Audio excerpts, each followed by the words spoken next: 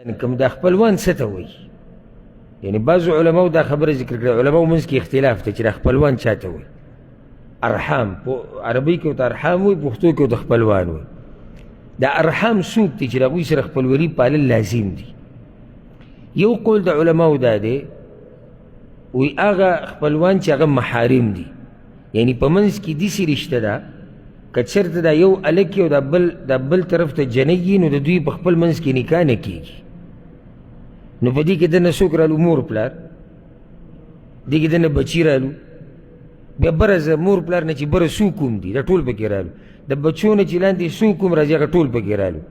ښه په دې کې خویندې، وروڼه، د هغوی بچي او دغه شان تره او ترور او ماما او خاله دا پکې دننه رالو. دوی نه علاوه چې دوی دا خپلوانو کې نه راځي. لکه مثال د تره زامن، تره د زامنو سره د تره د لور نکاح کېږي که نه کېږي؟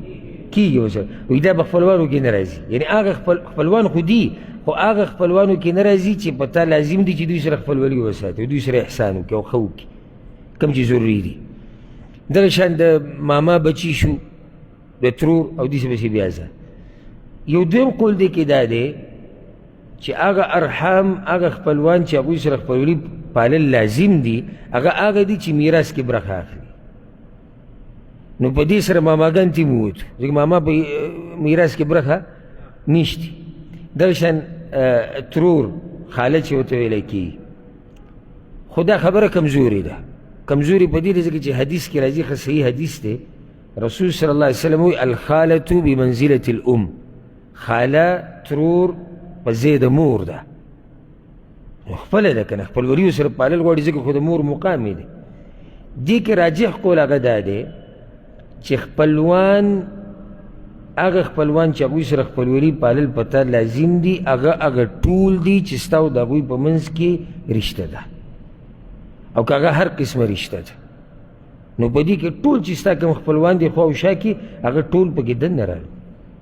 خو ما تاسو سره لږ ساعت مخکې ووایي که نه چې یعنی د ټولو سره خپلولي ساتل دا یو شان نه دي. یعنی پلار دی، نږدې خپل پلار دی، د ده سره خپلولي پالل غواړي، او ماما دی بل طرف ته. نو کوم ځای کې پلار او کوم ځای کې ماما؟ نو ماما مخکې دی د پلار، مخکې دی د ماما نه، او د ده سره چې خپلولي ساتلی کېږي د هغې جدا طریقه ده، هغه سره چې خپلولي ساتلی کېږي هغه جدا طریقه ده. دا خبرې ته وپکې ګورئ. بله ده چې بعض هغه دي خپلوان چې د هغوی سره د خپلولۍ د ساتلو یو شان طریقه ده، بعضو سره بل شان. لکه عرف ته به ګورو، رواج ته، علاقې ته.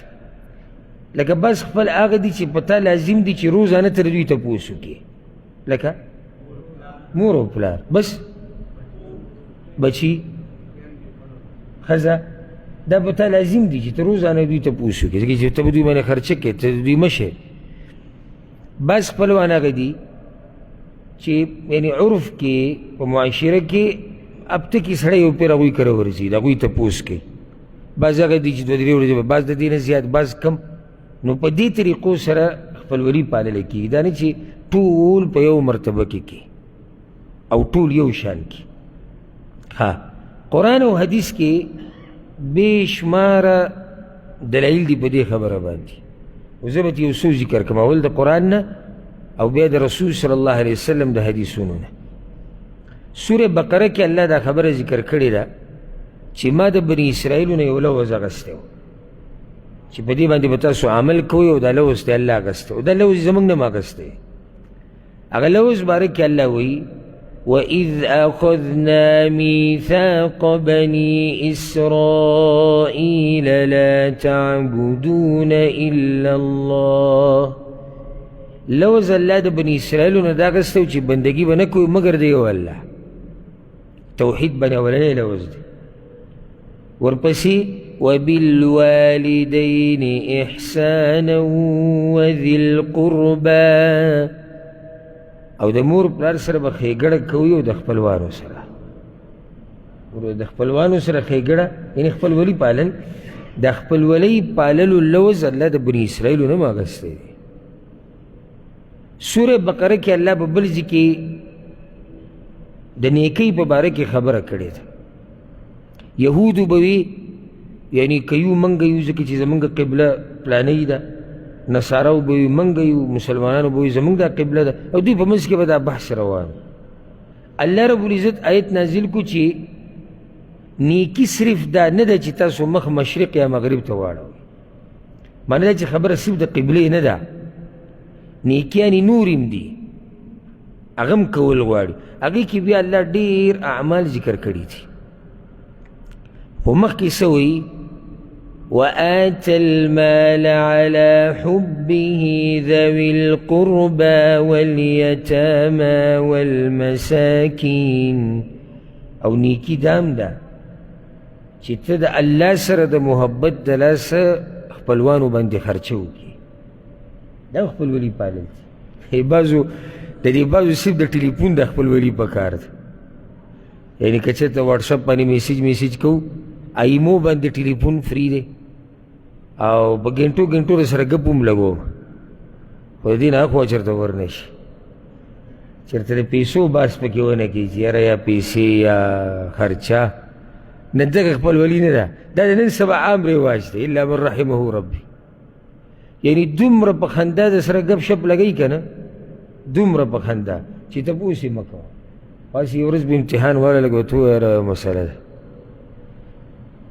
نبی تا به لا خبره پوره کړې نه وي او ده به ته خپله خبره ختمه کړي چې یاره زموږ خو اوس نه کېږي، موږ ګزال بیا صرف خبره به دې چې ختمه نه شوه، بیا به شاته خلکو ته خبره هم کوي چې پلاني ټلیفون کړی و او دوی کوي هم دې دپاره چې زموږ نه مال والي.